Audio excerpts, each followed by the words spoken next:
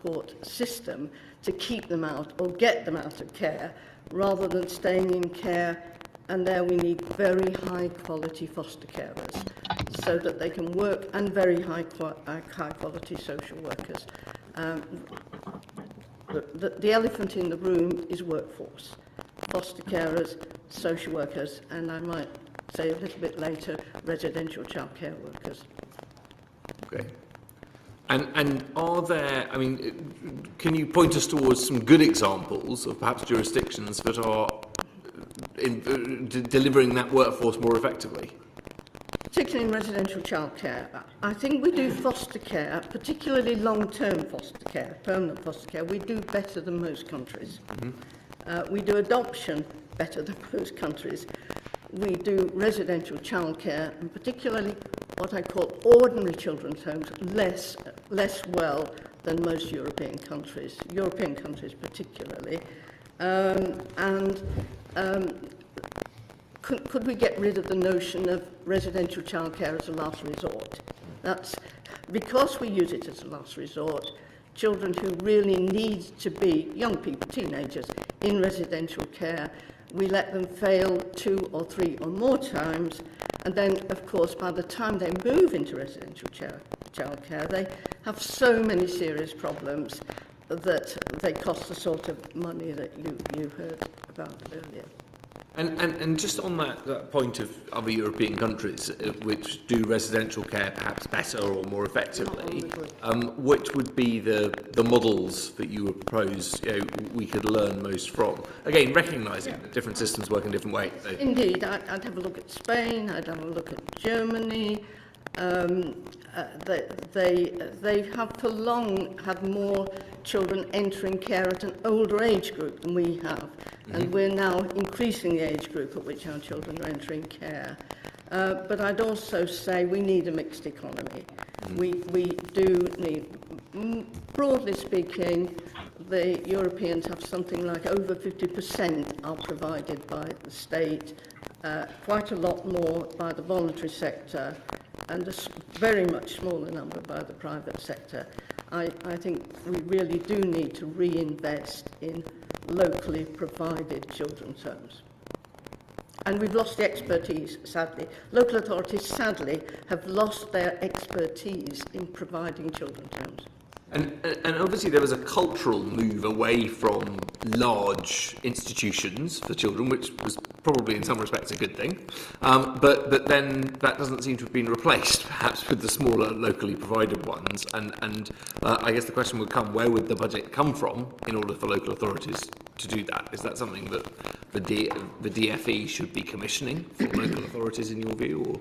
Yes, I think it should. But over time, this is the dilemma, isn't it? That you can't starve the in-care children in order to build up the family support services. It has to be sort of twin-track funding so that we get high-quality services for children in care and leaving care at the same time as building up family support. But this is also about homelessness. These teenagers are coming into care because of appalling housing conditions. Thorburn, can I ask you though? I mean, we've talked about how most European countries do children's homes better than the UK. Are there any specific examples which countries do it the best? It's always difficult, isn't it, as to for what I call ordinary, high-quality children. What the Europeans provide is therapeutic parenting. They emphasise parenting, not necessarily therapy. It's whatever we do for children in care, they need to trust relationships. Foster carers, children's homes, their own families, their kinship carers. And children's homes need to provide that parenting as well as the therapeutic input that they might need. Mr. Jones, do you want to come in on this? Well, Chair, first of all, thank you for calling me an academic. I was for a part of my time a professor, but before that I was for 14 years a social services director. Yeah. For 50 years I've been a social worker. And even when I was a professor, for half of my time the government was sending me into areas in England which weren't seem to be doing very well in terms of children's services. So that's my background, and I've just done the review in Northern Ireland of their children's social care services as well. And I do think we overcomplicate things. I really do think we overcomplicate things, and we slice them up: reunification, foster care, residential care, whatever. And we forget to think about the experience of the child. The child is seen as a commodity that gets moved between different services. And things have got decidedly worse over the last 10, 15 years. They really have. We've gone from a crisis to a calamity. Not because people out there aren't working really hard. They are working really hard. But we've got to a position now where I hope you are feeling anxious. I hope you actually might be feeling angry. Because what's happening for children and families who are struggling in our communities is absolutely awful. So I think we actually have to need to clear some of the ground out. And one of the things about the reviews that have been undertaken, the government's response, is that they're all really good in terms of slicing things up and new initiatives about this, bits of funding for that. But we're not getting down to the fundamental issue, which is that we've made it very difficult for parents who are well motivated but are increasingly ground down by poverty to care well for their children. We've made it very difficult for those within local communities, including local authorities, then to provide the help that's necessary for those families to help them to survive with their children. We've made it very difficult when the children themselves are finding that their lives are crumbling around them to be able to pick those children up and to care for them well. Now, that's rocket science. We know how to do this, but we've gone down a cul-de-sac over the last 12, 15 years, where now what we do is that we threaten families with child protection investigations. If we find that there's a real danger for children, we remove the children from that family. But what we don't do is we help families when they're beginning to struggle. And we don't really provide the help now for families when they actually need the help to care for their children well. So my view is that we've got ourselves into a bit of a dilemma here. We've made it all very technical. We've all made it very specialist. We've all made it sliced up. And we have to get back to just calming it down, actually doing what we need to do for children and families within communities, if they're with their families or if they're not with their families. And the conversation isn't taking us in that direction at the moment.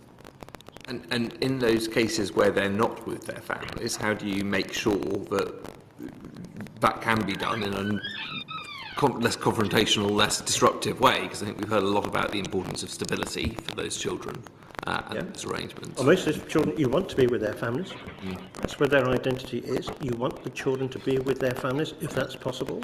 You want to support those children with their families and the parents to parent well. And including if children can't at that point in time, be living with their parents, keep them local. We heard this from the just now. Keep them local. See residential care and foster care as a community resource for children, rather than something that's done as a commercial enterprise a distance away from families and away from the communities where children live. So actually help to care for children in their local communities, still in contact with their siblings, with their parents, with their grandparents, etc. Rather than what we do at the moment, we see it as a separate enterprise. You're either with your family or you're not with your family. And that's how we've fixed it, and it's not a sensible position to have got to. No. Thank you. And Jenny, I think I'll start with a statistic. You asked about reunifications. 40% of reunifications break down within the first 5 years. And that is because the parents do not have sufficient support over the years, continued support to maintain these reunifications. And I think, like Ray and June said, for some children, they need to come into care. And once they come into care, we need to give them stable placements. And I think government strategy, which you mentioned previously, starts with stable homes built with love. I think the intention is brilliant. However, the system is not there yet. 45% of children in the last 2 years had more than 2 placements. 1 in 10 had 3 placements last year. When I call it a placement, it sounds inanimate. However, what this means is a breakdown in relationships each time. They are changing their carers, sometimes their school, sometimes their friends, their neighborhoods, each time this happens. And these statistics have not changed. I think one minister mentioned earlier, these have not changed over the last years. So what do we need to do then to stabilize the system? I think the sufficiency of carers, which the strategy addresses, it needs to be done. I think the children in care has increased by 7% in the last 5 years, whilst the number of carers have gone down by 6%. And last year, in terms of the net loss, we had a net loss of foster carers, the more left than the ones that joined the system. But apart from addressing the sufficiency, we've talked about out-of-area placements and having the exact number of carers that are required for the children. We need to ensure that we have the right carer for the right child, which I don't think happens at the moment. We do a lot of matching before we place a child for adoption, and we know from our research adoption breakdowns are really low. But as I mentioned previously, the number of foster care breakdowns are really high. And one reason is that we are not matching the placement, the child with the care that can provide the most stability in terms of the relationships across time for those children. Okay, there's a lot to go into there, and I think Ian's going to expand on the point about the different outcomes across different forms of care. So, but I'm grateful for all of those answers, which provoke a lot of questions, I think. You read my mind, Robin. This is a very general question, and I know that each individual child is an individual and therefore has a different range of quite often very complex needs. But in general terms, how do outcomes differ across the various forms of care, such as adoption, fostering, residential and kinship care? I think you can't compare adoption with the others simply because the children here who are being adopted are very young. Rarely does a child under 3 be placed in permanent foster care. So we're not comparing like with like. If we're talking about breakdowns, very few adoption placements break down.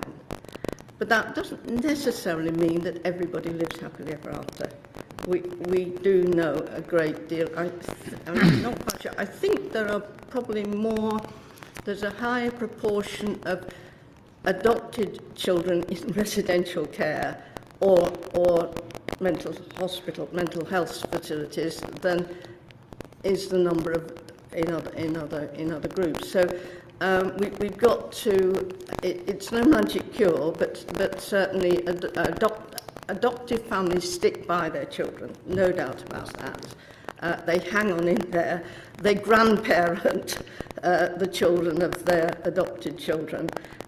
Foster care, again, if the child in the middle years, let's say age 4 to 10, is placed and remains in a stable foster family, they do well, undoubtedly.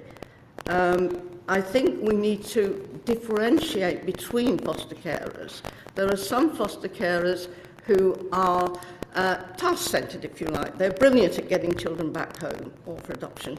We do need to recruit what I call family for life foster carers, and we've not done enough of that, actually, and it links with Denise's point about matching. And I would just say we do not need regional care, whatever care, regional, what they call cooperatives for foster care. They need to remain local, and the decision about which child goes where must lie with the child's social worker who knows them, who knows their family. And this turnover of social workers is one of the really major issues. But in terms of matching a child with an appropriate placement for their needs, you know, it depends what's available at the time when the child needs to be placed. That's the problem, isn't it? Well, there are a serious problem we have is about contracting out to the large agencies, because a child's foster home, if it's in a private sector placement agency, residential foster care, if the placement breaks down, the local authority tends to go along with, all right, find us another one, rather than going back to that child's community and social worker and saying, okay, that placement broke down, but maybe time is now to try a return home or to try a children's home It's almost, once the child is in a private sector placement, it sort of rolls along like this, and it ain't good. Because, we've talked earlier on about, preventative strategies, but, the fact that local authorities, by and large, are dealing with sort of crisis management on a day-to-day basis. And in that scenario, how do councils make sure an individual child or young person ends up in the social care placement most appropriate to their needs? I have to hang on to the social workers. If the social worker does not know the child, if the child does not trust their social worker, then you're on a loser, basically. Yeah. Okay. Very much. What are the biggest risks and challenges for each type of care, and how should they be addressed? Can we just take the outcome at 25 and not at 18? Particularly on education, that the notion of assessing a child's success at 16 on GCE is so many care leavers go on to and really succeed in their late 20s. So we need to measure outcomes later. I mean, given the last few years' experience, we've got to understand much better what happens with young people whose education becomes disrupted. And by the very nature of their condition, young people who go into the care system have had disrupted education far too much.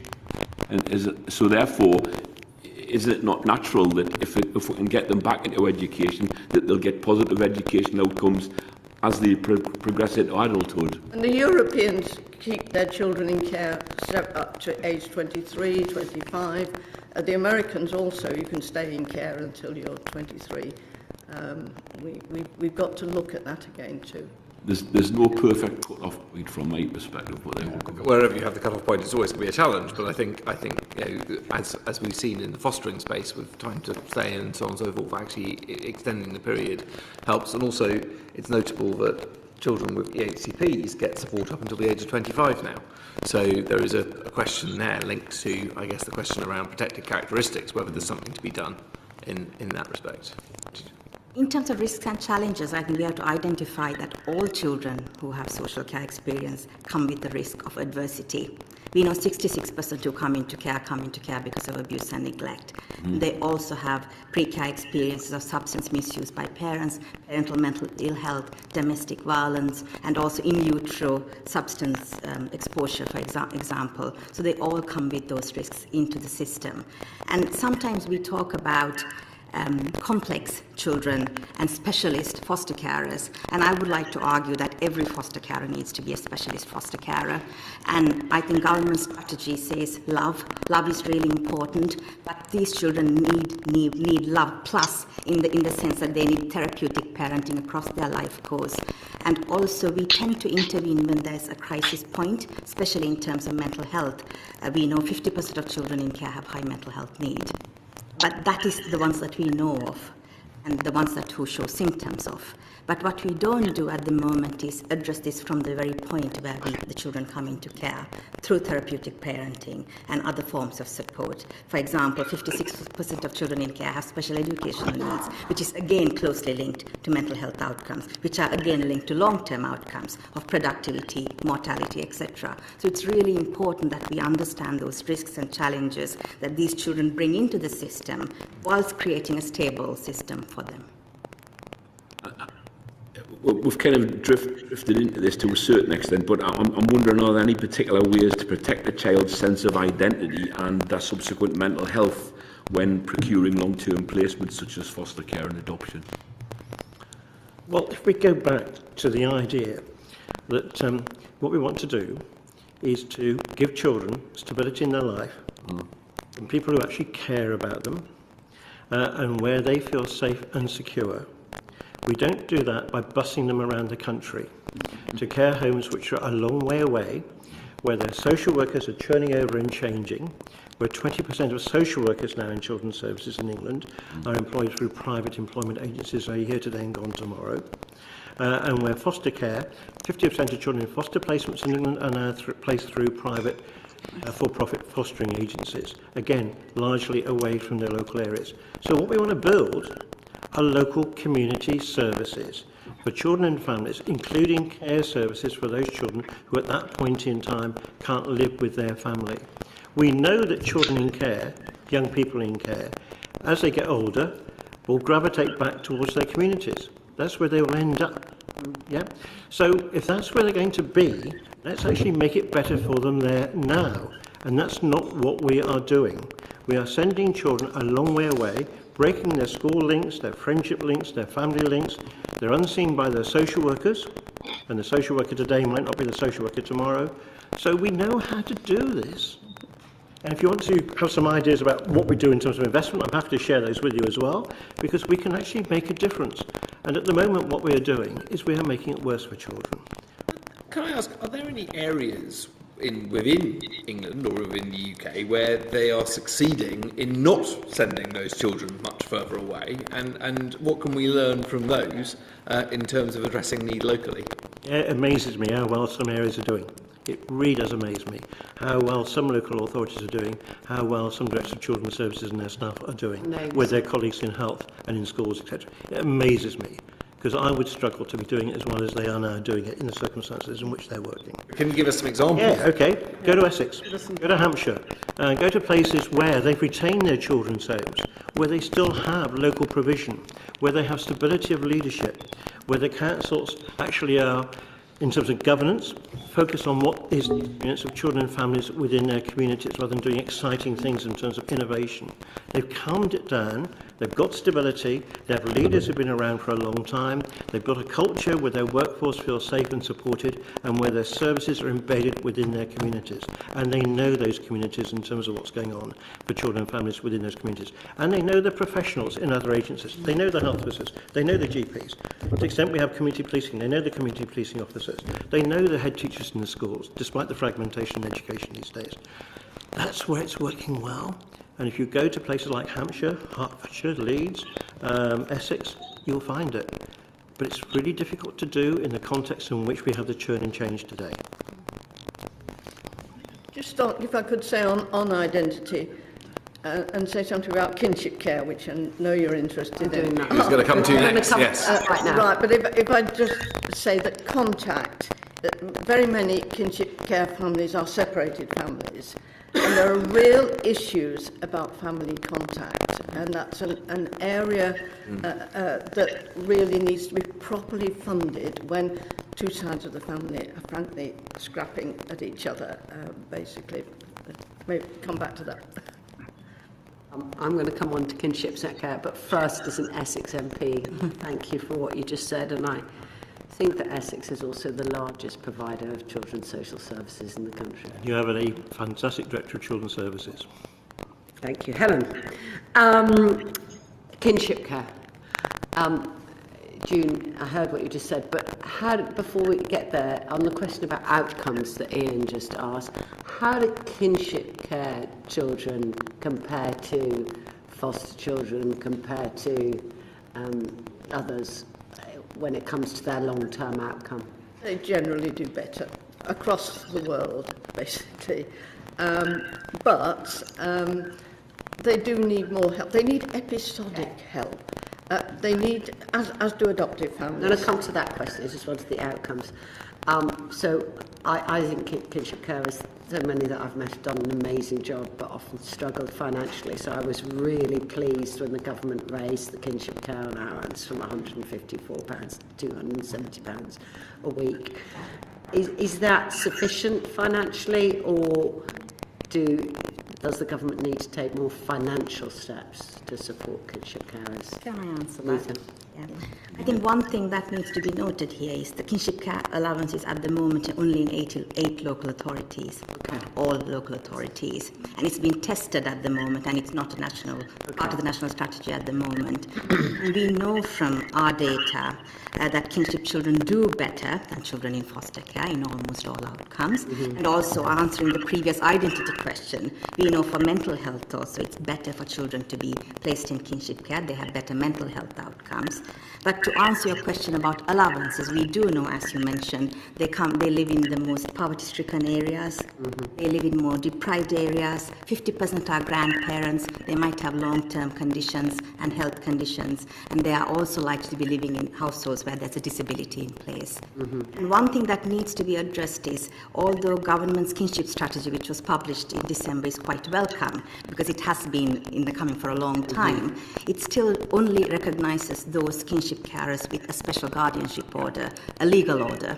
But there are many kinship carers in the wider society, in the community, who are informally looking after children, who come from similar backgrounds as those in social care, who are doing a service, and they are not part of this offering at the moment, and this should seriously be considered. That's helpful. So the legal importance. Sorry, Jude. Just to come back on the other extreme, there are some children in kinship care who need to remain in care. There are all sorts of reasons. Those with very seriously mentally ill parents who nevertheless still love them. Those kinship carers do need the extra support sometimes of the being in care service. And I think sometimes we rush too much to say, get them out of care. I think the other group are the seriously disabled children. We must look at them. Shared care, shared kinship care with respite foster carers. I know there's a law commission looking at disabled children at the moment and thinking in terms of shared kinship care, shared parental care, keeping your, back to identity, keeping your relationships by people working together, really. That got to me to my next question, which is what other measures can we take to improve kinship care? So you've spoken about episodic issues, you've spoken about the importance of maintaining relationships with other parts of the family that might be fractured, you've spoken about that shared care for a disabled child, and often the need kinship care themselves have got disabilities to make sure they're getting support for their disabilities. So I guess you're saying there isn't a one-size-fits-all need there that would be for every kinship carer, but there may be subsections within kinship carers who have got additional needs and need additional support. Is there anything else you'd like to? Including the kinship carers who need support from the adult social care services. Some of them have disabilities, many of them are older, and we need working across from adult social care. I personally would like to see adult social care more closely linked with children's social care in the local authorities. Children have parents, many of whom have needs of their own. So I was recently at one of my local Timpsons, and I was stopped by the person who was working there, who is themselves a special guardian and kinship carer for 3 young children. And he said that this had been the most amazing employer to recognise what he did as kinship care and give that flexibility. Do we need more awareness with employers to have that flexibility for kinship carers and more general awareness? Very much so, yes. Can I just ask, because you mentioned the statistic 50% of kinship carers being grandparents, and it always strikes me, as I've had a lot of kinship care cases in my surgeries over the years, one of the difficulties is the working of the pensions system and related benefits. That it's not really set up to recognise caring responsibilities for grandparents in that sense. And so you have a pension which is designed to be able to sustain someone in their old age, but that person having to live off it and support young children from it in a way that the system is not really designed to meet. Are there any simple changes that could be made that you think would make a difference to that? Not my expertise. Well, I think it's a really good general point there, which is that we tend to see this as a kind of social care issue over here, and we expect children's services within social care to find the money to cover the cost of grandparents or whoever, brothers and sisters sometimes, who are caring for children. If we made this a part of the social security agenda, as a kind of rights entitlement through social security, rather than as a social care rationed entitlement over there. We could actually simplify it. We could make it more equitable, and the people would get the help they would need without it being stigmatising. And I've often had kinship carers explain to me, their child, it might be niece, nephew, grandchild, often comes to them in a rush because of a crisis or a death. And often they've had to stop working to stabilise the situation. Should we be pressing for something like the right to have maternity leave, paternity leave for at that period of time, a short break from work to stabilise the child? I think also recognizing that 25% are siblings who sometimes leave employment and activity to look after their siblings. So something like that would be really useful. I mean, to say, enable them. As with paternity leave, you can take a period of leave, kinship leave at that time. Thank you. Anything else? Thank you. Thank you. Flick. Yep, so I'm a Hampshire MP, so I'm very thrilled too. You MPs, right? You have a very good Director of Children's Services as well. Yeah, no, very, very good indeed. Actually, one's just left, but we've got a new good one as well, so that's great. So this actually is directed to you, Ray, because in your submission, and we've heard from the previous panel about private provision and the profits that are made. And I think you actually said it's the colonisation of the care of the children, often by distant international venture capitalists. So I just want to look into that more, about what evidence is that private provision leads to poorer services, although it's not Ofsted, does it? Yeah, Ofsted, so that 80% of them are outstanding or good. And what about the outcomes for children? So if you could just explore that for me. Well, one of the big concerns about the model, the commercial model, is the leverage which has been drawn on by the commercial companies, international commercial companies who've come in, venture capitalist companies who've come into this marketplace. It is very fragile, it's very vulnerable, and there's no commitment in terms of the care. The commitment is in terms of the business model and making the profit. So we are in a position where this could collapse at any time. It really could. And we've seen big providers collapse. When I was the Director of Children's Services, I think it was called Sedgefield Care, Sedgefield, ran children's homes in Somerset in the southwest. And overnight, literally overnight, they closed their children's homes. And we had something like 30 or 40 children across 3 or 4 local authorities that we had to find placements for. Absolutely awful for the children, and we were in a bit of a crisis ourselves. So we have a model which actually is creating tremendous vulnerability, both in terms of the children but the system overall. That's the first comment I would make. The second bit is, and this came up in the conversation earlier with the panel before, this is not about meeting the needs of children. The children's homes that are being opened by these commercial companies are in areas of low-cost housing. There are often decaying seaside towns, for example, where there's instability in terms of their communities. Those communities themselves provide, if you like, threat and fear and exploitation opportunities for the young people being placed there miles away from their social workers and their families. So we have a model which is not only, if you like, based on making a profit, it's a model on trying to keep the cost down. And that's the third comment I make, coming back to the quality of the service. And if you go back to the Martin Nery's review of children's residential care of 2015-16, I think, and he did a foster care review around the same time, and what you will find is that overall, some of the providers are doing a really good service, but at a high cost, and we heard about the high cost just now, but at a really high cost.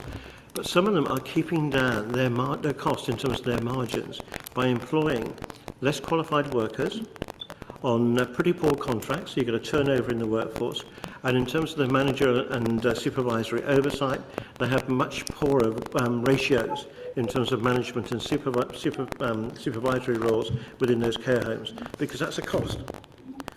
So the model at the moment is a very vulnerable and fragile model, and it's a model that, going back to the conversation that we had just now, the comments I was making just now, is not based on caring for children locally within their communities. It's finding a placement wherever you can at a point of crisis. And why have we got here? Why have we got here? Because the message has been given to local authorities over the last 15, 20 years even, of becoming enabling authorities, strategic planners rather than direct providers of services. Some authorities may have bucked the trend. But the consequence of that was from about 2010 onwards, local authorities were closing their children's homes. Because the model was, you commission, you purchase, you don't provide. And that's led us now to the position where we have to reinvest, capital investment, we have to reinvest in local provision, because the model that's been created is not a stable and secure model. How much does it cost local authorities then to set up now? I suppose it depends on the price of property, doesn't it? But Well, the best way to do this actually is not to buy properties. right, okay. The best way is when you've got a housing development locally, with that housing developer, as a part of the planning permission, get them to put in the requirement for providing a children's home, for example. Okay. I can remember doing that as a Director of Social Services. And it's got two benefits. A, it tends to be purpose-built when it's within a new community, it's growing, so you don't have that community angst about a children's home within their community. But the other bit about it is you keep the cost down as well in terms of that capital investment. So there's ways of doing this, but it actually does require, in my view, a capital fund which is in excess of what's being allocated at the moment to allow local authorities to rebuild what they have lost over the last 15 years. Can I just say something about workforce again? We have a good system for training social workers, but we need to review how we're making best use of it. I personally am not too keen on specialist child and family workers. I think we get more out of our social workers if they're trained across the board so that they can move between the different areas of practice. We've got good systems for training foster care workers. We should be ashamed of what we've done about the training of residential childcare workers. We have no training for we don't go out into the schools and say being a residential childcare worker is a career that you should really be thinking of, as the Europeans do, basically. And if we trained our residential care workforce properly and worked with our local authorities, why don't we have an apprenticeship system for residential childcare workers, for instance? And do you think that's partly related to the fact that the local authorities aren't doing that work? They are commissioning it rather than doing it, and therefore they're not engaged in that training discussion. Yeah, the local authorities and the voluntary sector. Bernard, the voluntary sector for years provided very good quality children's homes, but I'm not sure how North Yorkshire, I think, is somewhere that has a no wrong door system. There are local authorities who could really pilot apprenticeships into residential childcare. Teenagers often want to work with children. We're losing those people. Sorry, I'm sorry. Are the private sector providers of homes engaged in any major training in? Not at all. People move from all over the place into residential care, unqualified, we need the knowledge, the values and the skills. They move in and they train on the job.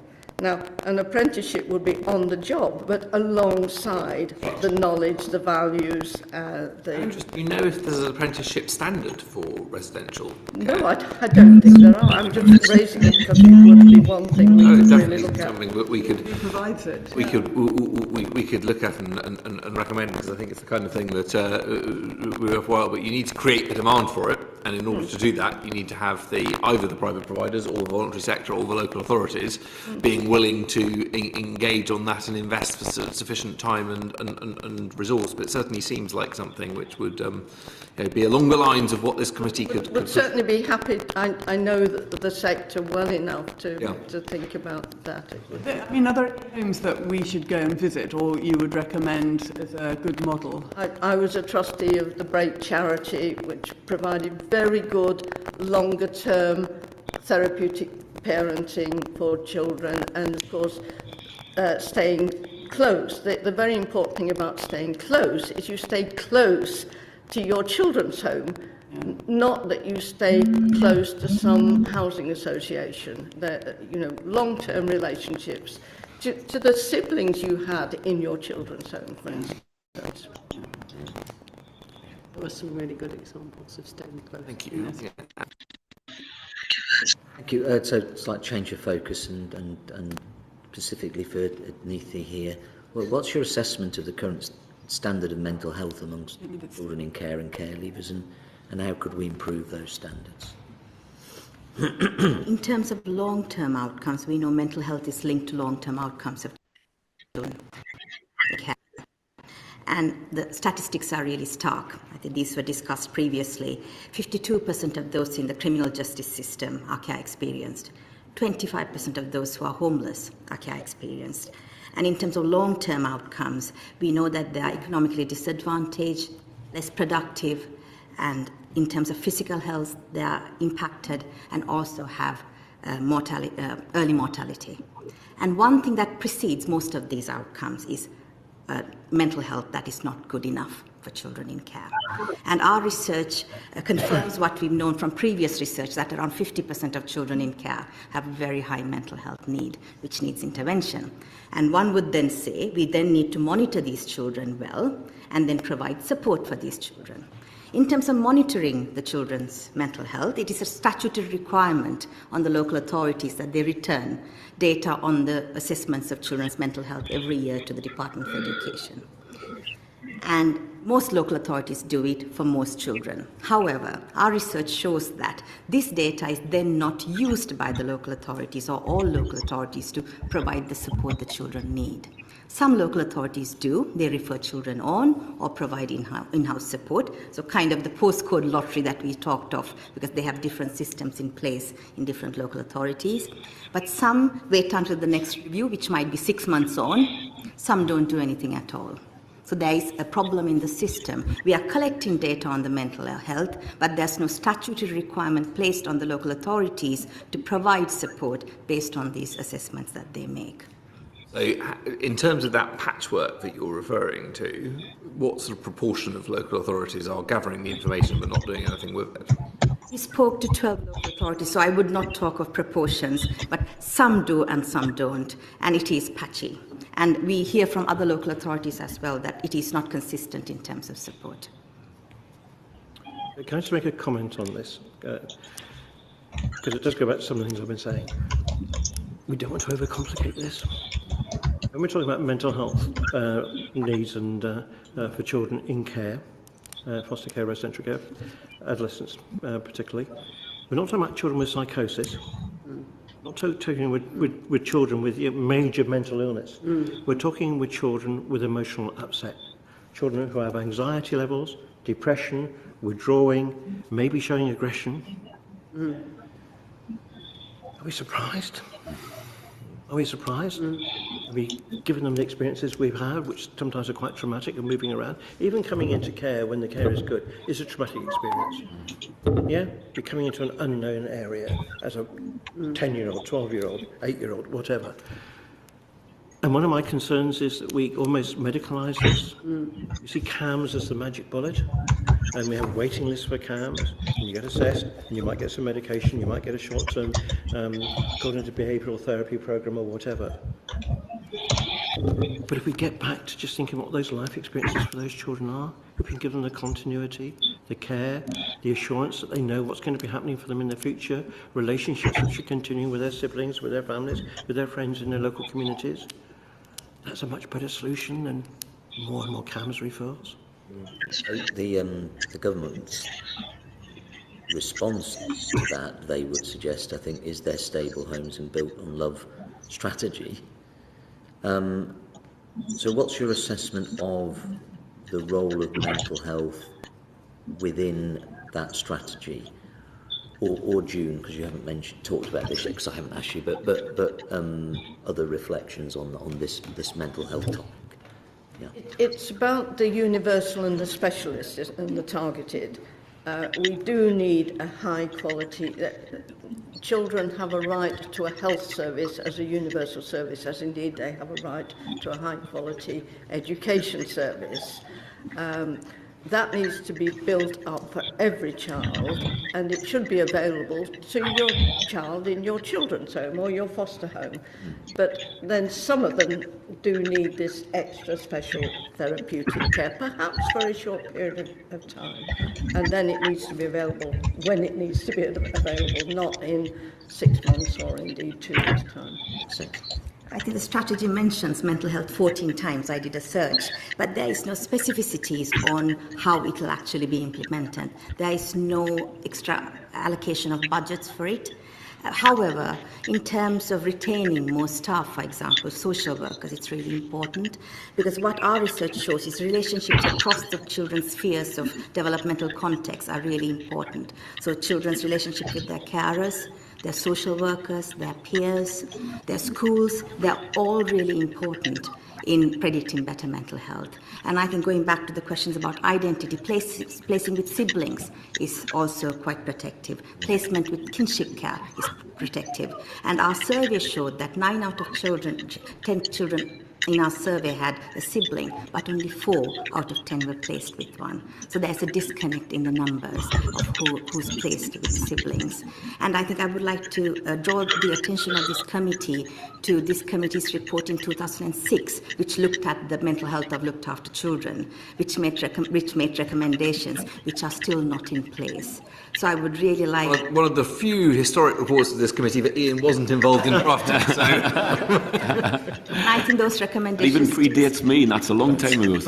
So no, we will make sure we dig that out and go through those recommendations, because I think it is important that when committees make recommendations, they get followed up. I think one thing that we can do within the system without changing much is actually do the assessments well, and also include children's views in it. And I think this committee recommended that this should be part of the 6 monthly reviews that children have. It can easily be done because it's part of the statutory system. But apart from doing a screening test for mental health, it should be a developmental contextual test or a screening of all things that are important for children and their mental health, done by the social worker. But if the strategy sort of outlines some aspirations, but doesn't actually tell you the how and what with, is it a strategy at all, or is it just a sort of list of aspirations? I think it mentions the NHS's long-term plans, the universal provision for children, which some children do need, but in terms of universal provision, we don't have it right either. I think recent research showed that 44% of children are waiting more than a month in terms of universal provision to get mental health support, and 26% of those had thought of taking their own lives while they were waiting, and 1 in 10 still get turned away even when they reach that door. So there are problems, and we'd say that children in care have more complex needs if they do need that sort of support.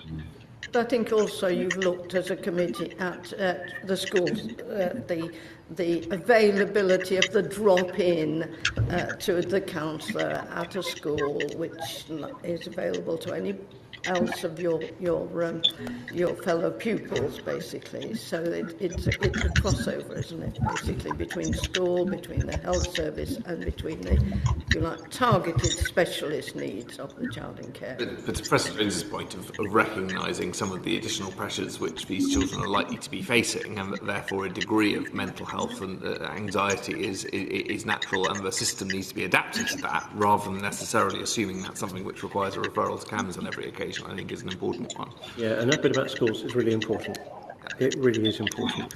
And I'm in 2 schools each week, 1 primary school and 1 secondary school. And in the secondary school, they have a hub, which is a safe space for children, students, for secondary school, where they just might need some time out. They can go, and there's staff there who are there to talk with, but they can just spend some time there, and they get some care, but they have some space. In the primary school, it's somewhat different. The primary school employs a higher grade teaching assistant, and she's there, again, giving particular time for children who not necessarily in care. They might be bereaved, they might have a parent who's gone to prison, might have a parent with a terminal illness or whatever, might be domestic disputes back in the home. She's there for those children. She will know about 30 or so children at any one time that she's giving special time to. And the children in the school won't know who she is. Yeah. Other children who aren't using that service know that that's what she does. It's non-stigmatising. But it's there on the doorstep. You don't have to have a referral for it. It's available. And I think if we could generalise that and make that available, I think that would be a good thing to do. And as an education committee with your interest in schools, the crossover here, not just with children's social care, but with children who might be distressed at some point in time for whatever reason. It's about normalisation and taking away the stigma. Being in care, I'm afraid, is still seen as a stigma, and anything we can do to reduce that stigma is just so important to these young people. Just on that, I mean, this conversation about protected characteristic, is there a risk that Yeah. it makes it more of a stigma rather than actually reducing it? Have to be done so very carefully. It needs to be very carefully thought through, and I think some local authorities are thinking through it very carefully. So perhaps we can learn from them before generalising it and saying it must be done for everybody. Going back to the point about schools, there are mental health support teams which are now available in about a third of the schools in the country, but not all students have access to it. It's a universal provision, and I think from what I understand there are no plans to extend it beyond the 24 spending period. And that sort of provision, as Ray mentioned, would be very useful for children in care as well. And I think going back to something that was discussed in the previous panel in terms of aspirations and higher education, our survey said that around a third of children were not happy going to school. So that might be linked to the instability that they've faced previously before coming to those schools. And it's really important that children's voices are heard. Thank you. Ian. Okay. Just wanted to, sorry, I wanted to really come back before you get to the next topic, just because of what you said about the importance of stabilising the situation. This idea for kinship carers to give them some time for parental leave, the time they take over. You've said 50% kinship carers are grandparents, but I suspect that within that 50%, a lot of them would be in their 50s, early 60s at the time they take on the child, so would be working. Is there any way we could get that sort of data? Maybe you can follow up to give us that. We have that data and we can follow it up with that. And to understand, because that could be a very specific recommendation, to understand within kinship carers how many of them say that would have helped. There's some really good research by Elaine Farmer, who's a colleague at Bristol University, who's done a number of studies around kinship care, which will paint exactly that picture for you. Thank you. Okay, thank you. We talked earlier with the first panel about trying to do spending investment on early intervention, and I suppose that coming out of that is how can the right balance be struck between protecting children that may be at risk of harm and providing a service that aims to help parents and families first and foremost. Can I have a crack at that? Because if you look at the figures, the growth in child protection activity isn't because of more concerns about children experiencing physical abuse. It's not because of an increase in numbers of children who are known to be experiencing sexual abuse. Those figures, if you look at the paper that I submitted, goes back to 2008 in terms of the timeline. Those figures have stayed remarkably stable. They've not changed. Big growth has been in children who are seriously, if you like, of concern because of neglect and because of emotional abuse. That conversation that we had earlier, if you're really poor, if you're worn down, if it's hard getting up in the morning because you yourself are so anxious and depressed and can't face getting up and getting through the day, if you're running out of money for food during the week, if you can't clothe your children and you feel bad about it, that's how we've seen this growth in terms of neglect and emotional abuse as a concern. So my view is I wouldn't even use the phrase early help because it suggests you get it early, but if it doesn't get better, you've gone past that and then we're into child protection, then we're into care. I'd be talking about family health, and indeed the McAllister Review talks about family health, and it's about being beside families at a point in time when they need assistance. Tackling some of the issues around poverty, which is bigger than local authority areas, and making that sure that we're there when families and children are beginning to struggle. Not just you have early help, and if it doesn't work for you, it goes on to child protection. We are investigating and undertaking inquiries in relation to child protection. Just thinking of your constituencies, on average it will be 8 per week, over 30 per constituency per month in terms of new child protection investigations. 600 every day, 365 days a year in England. Most of them, not most of them, a lot of them, over 30%, lead to no further action at all. They're just closed down. A big use of time, but no better benefit for the family. Indeed, the family now feel threatened and fearful because they've had a child protection investigation. So going back to the conversation we had, we want to be beside families in their communities when they're struggling and provide care for them, for their children within the communities, when at that point in time they can't care for them as well. So my pitch in terms of, and I heard it earlier, I would actually have a dedicated specific grant at the moment for local authorities in relation to family help. I wouldn't call it early intervention, I'd call it family help. I'd make it a specific grant because if you don't make it a specific grant, it's going to get drawn into the care budget. So you actually have to protect it in some way and account for how it's being used. But I'd have that, but it has to be sizable. So much of what we do at the moment is around, sorry, I was about to say piddling, but small amounts of money, yeah, which actually spend a lot of time to bid for and they're closed down within 2-3 years to short-term funding. We're not making a difference. It's very wasteful, it's inefficient. We need a sizable investment in family help within communities. We used to have it. Sure Start was a good example. We have to reinvent that. But that's, I mean, it comes back to recommendation which has been made during the course of this, but also one which we made previously as part of our childcare and early years inquiry, which is taking the family hubs rollout and making sure that's not just in 75 areas, but in every community in the country, and that could provide the route. Obviously, what you're saying is that you also need to provide the funding that makes that sustainable. Yeah, and what I would do is I'd extend it, and Sure Start was really good, very, very successful in a whole range of indices. Very successful. But I'd extend it to 5 to 10. So I'd actually make it a bigger period because we know there's a bit of a, in Freudian terms, a latency period between 5 to 10 in terms of services at the moment. You get services, maybe new services that are available if you're 10 years old and plus. You get early years services from 0 to 4 or 5, and there's a gap in between. Yeah. So I would actually expand it up until 10, but we have a really good model. Sure Start was a really good model for doing this. Mm. But I mean, just for clarity, Ray, you mentioned there the number of cases per constituency. Of course, that's an average, and there'll be some constituencies where those numbers are much greater and some where they're much fewer. And the key variable which will determine that is deprivation.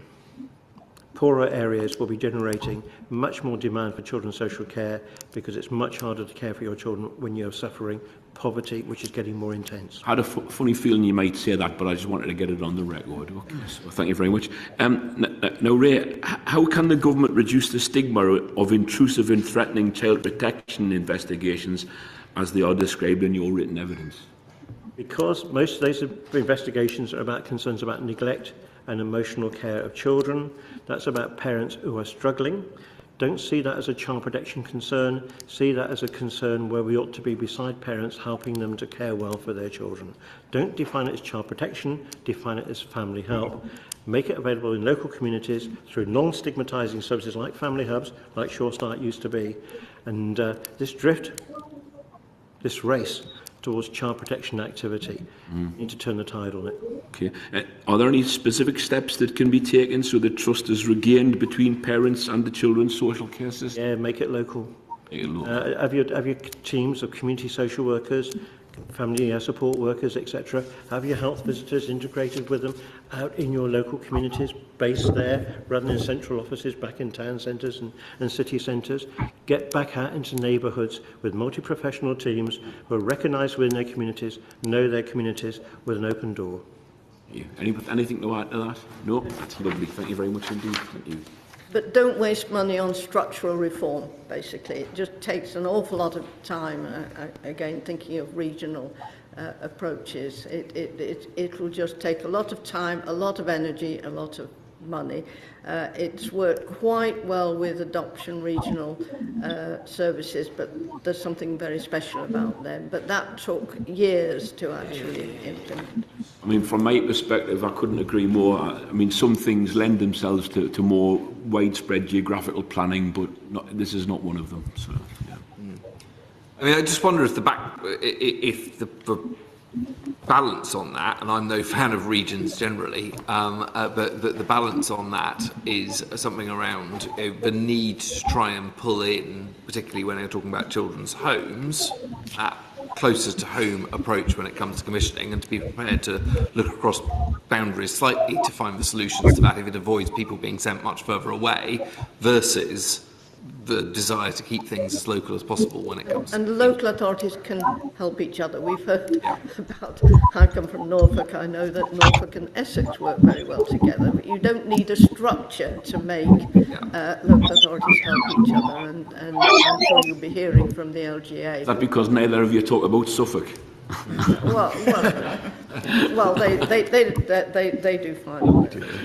And just in terms I of wish to upset my Suffolk friends. in terms of the strategy earlier, you heard the debate from the previous panel around early intervention versus focusing on children in the system. And do you feel there is sufficient focus on early intervention in the government's response to stable homes built on love? And Ray, I think you're slightly arguing that it's the wrong type of early intervention, perhaps, is what's being focused on. But I'll put words into your mouth.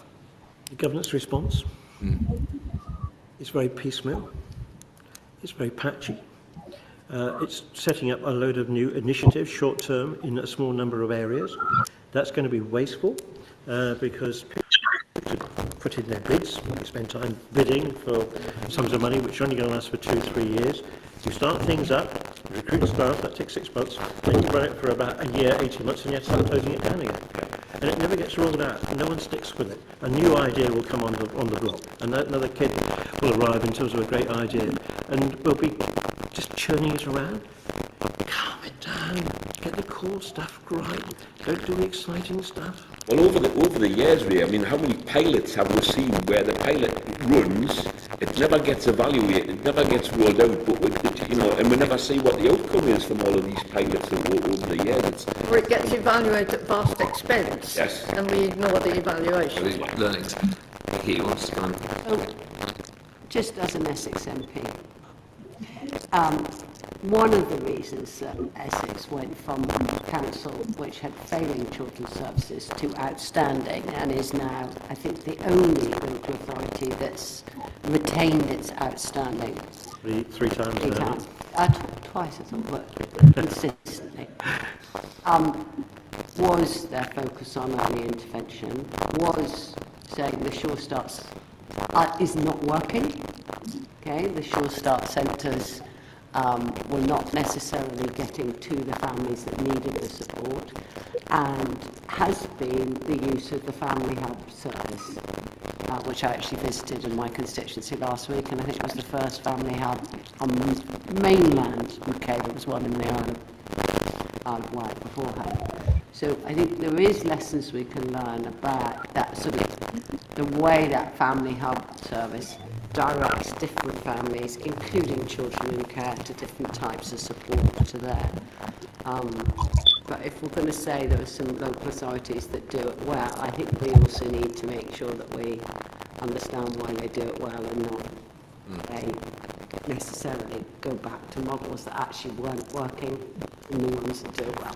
Sorry. You probably haven't got time for this, Chair, but sitting here just now was the Chief Executive of Barnardo's. Yeah. I used to work with Barnardo's. And when we were setting up family centres quite a while back now, and what we did was we set up some family centres as community family centres, open access. What we found with those family centres is that they needed to develop targeted programmes as well within their overall provision for those families who needed sometimes challenge, but sometimes, if you like, more help. On the other hand, we set up family centres which were referral only, child protection type centres. What they found was within their communities there were other people they were identifying needed help, so they expanded out into community provision, which retaining their core services as well. We need both.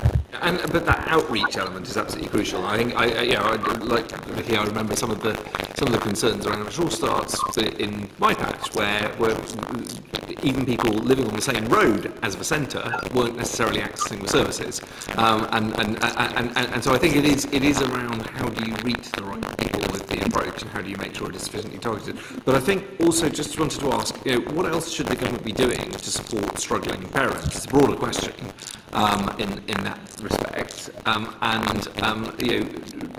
to what extent, one of the things we've been given some written evidence on is actually trying to come up with positive parenting programmes.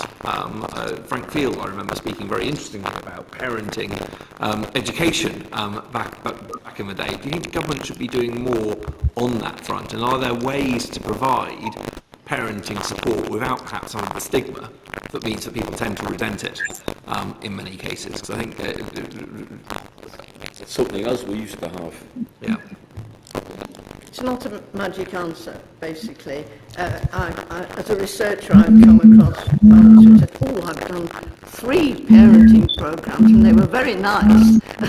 In other words, early on, as a rural, thinking about Norfolk, actually, it's quite difficult if you live in certain parts of a rural county to turn up for 10 sessions somewhere or other. So some of these programs need to be, if you like, delivered one-to-one in the family home, particularly if geography makes, or indeed poverty makes it impossible, or if you're a single dad, it makes it impossible for you to turn up for 5 sessions. So some of them are too rigid, basically, but they must be part of what's available.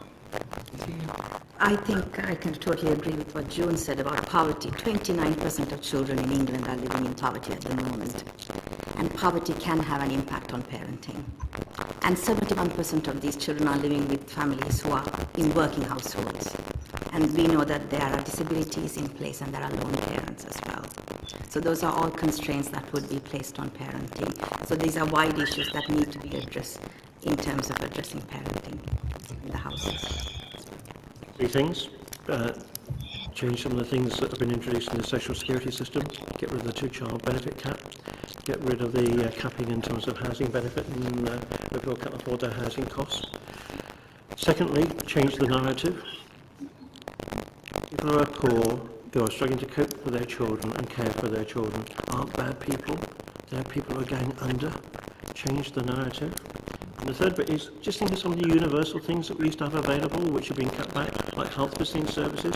We talk about specialist parenting programs, but if you're a parent who's anxious, who maybe haven't had good parenting yourself and therefore don't know how to do it well, health visitors used to be there to be beside you. We've decimated the health visiting service across the country. So in addition to the specialist provision, which we might provide through family hubs or family centres or whatever, tackle some of the poverty issues, tackle some of the narrative issues, and actually make sure the universal provisions through, for example, health visiting programs is resurrected. Okay. Thank you very much. I think that concludes our session this morning. Thank you. Thank you. The proceeding has ended.